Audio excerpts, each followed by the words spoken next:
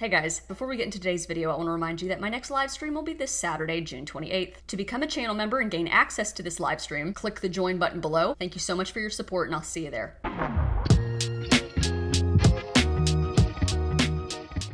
So this video is specifically for all the people who admit they are struggling with being shunned, or you're trying to fade and you're constantly questioning your decision. As the dynamic with your parents starts to change, you can tell the relationship is becoming more strained. You might start to wonder, am I doing the right thing? Am I being disrespectful to my parents somehow? Maybe it is my fault. I feel like I need to fix this some way. This is classic people-pleasing behavior. It's okay, you've been infected with it's my fault syndrome. It's okay. There's a cure. You're gonna be okay. All right, if this sounds like you, consider this your masterclass from a reformed people pleaser who grew a thick skin and ran out of fucks to give. The following are 5 important things to keep in mind the next time you feel the burden to make things right with your heavily indoctrinated parents. Number 1, it's not your fault. You didn't come up with the shunning policy, the organization did. And your parents, instead of breaking the cycle, are choosing to enable it. Even if they don't like it either, it hurts them to shun you. They are still acting out of misguided loyalty to a corporation instead of having the backbone to challenge authority and fight for their child, even if their child is 35 years old. Remember, you're not shunning them, whether they're hurt by it or not. They are shunning you. Don't make me quote Billy Joel.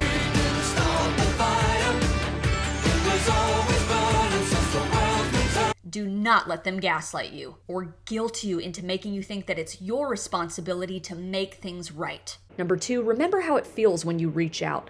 All right, the next time that you feel the urge to reach out to your Jehovah's Witness parents, you've temporarily lost your mind. You've somehow hallucinated and somehow imagined that you are dealing with normal people with normal thinking faculties. Think about it. How are you going to feel when mom and dad bitches at you again? When they preach at you or criticize you again? All right, when they attack your very character and tell you how disappointed they are in you for leaving the one true God, Jehovah, blah, blah, blah.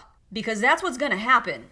I understand. I understand that you fell into a coma. I understand that you were, climbing Mount Everest and got frostbite of the brain. It's completely understandable that you got LASIK surgery and now, your vision is recovering and, you didn't recognize that you were talking to your parents. What do they say? When people show you who they are, believe them. But what I find funny is somehow along the way, as a society, we all decided to give our parents a free pass for behaviors we would never accept from a stranger. Unfortunately, your parents have shown themselves repeatedly to be unreasonable, unwilling to concede or compromise. I'm sorry. I know you've just polished your crystals and checked, the moon phase for different results. It's okay, I totally love that stuff. But what is the definition of insanity? Doing the same thing and expecting different results. Yes, good. Okay, so if you feel bad now, I can tell you right now, you're not gonna feel better after you reach out to them. You're going to feel like crap, all right? They're gonna be crappy and you're going to regret it. Number 3, no contact is not reverse shunning.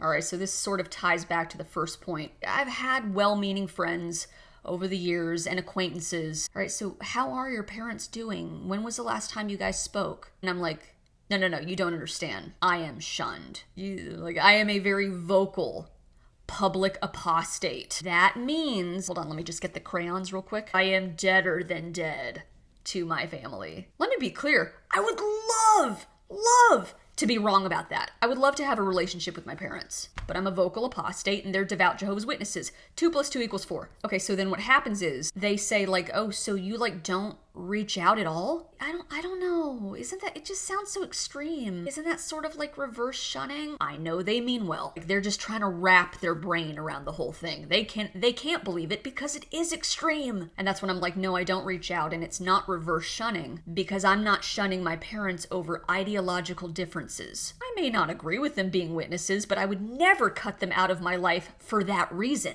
I wouldn't cut my parents out of my life because I disagree with their politics or their religion. All right, unless my parents presented some serious, legitimate threat to my emotional, mental, physical safety, I would never initiate no contact, the no contact rule, just because we have differences.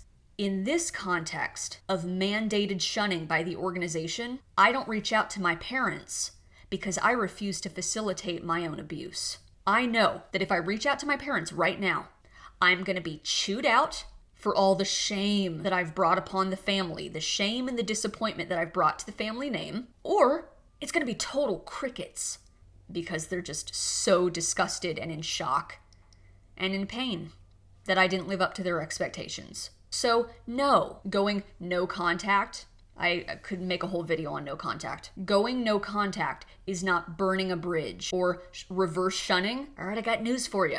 The phone works both ways. If my parents woke up tomorrow and called me, water under the bridge, the door has always been open. But what I'm not going to do is call you so you can just rag me out about being an evil apostate. Two-way street. We got to reach some compromise. Mutual respect. Coexist, tolerance, whatever word you want to use. We gotta meet in the middle. It's not all one way. Sorry, that's how this works. You, likewise, might be reaching a similar point in your life and in your relationship with your parents. Hold your head up. Don't feel guilty. It's not reverse shunning. It's self-preservation. Number 4, avoid texting wars. All right, we've all been through it. You start fading and you start getting encouragement texts. All right, they see that you're missing meetings. They see that you're not going out in service. Maybe they even accuse you of sounding worldly. What happens is their antenna goes up and they feel this gravitational pull to sort of rope you back in. Did you read the daily text? So encouraging. Did you get to attend the convention? It was groundbreaking. It was better than sex. Just letting you know we miss you. Jehovah loves you. He doesn't forget your faithful acts of service. They start tacking on scriptures. Heart emojis. Sounds like you're having a conversation with ChatGPT.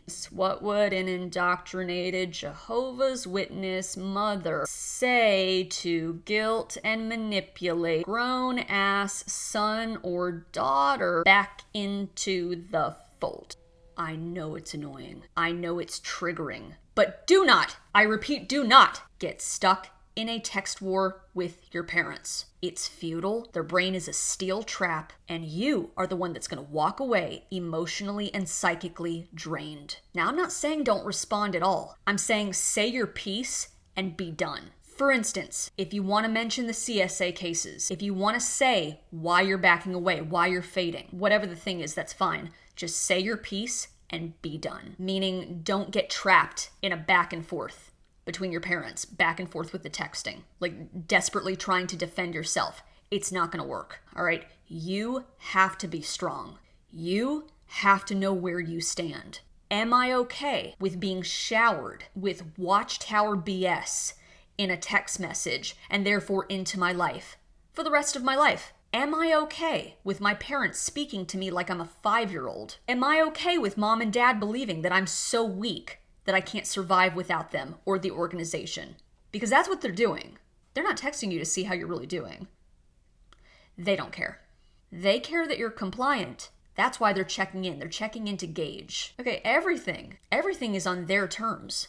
Has always been. I can tell you right now from personal experience, when you stop playing this game, when you stop doing the back and forth with the texting and letting them say their thing, and then you kind of shut up and take it. When you stop playing that game, the mood changes real fast. So no, I am not saying go no contact. No contact should be a last resort when you've exhausted all your options. You've done everything to preserve the relationship, and you know that that's not possible. You know, if you have to, that's a different story. But yeah, texting wars will only produce drama. All right, so if you're in a texting war, you've already lost.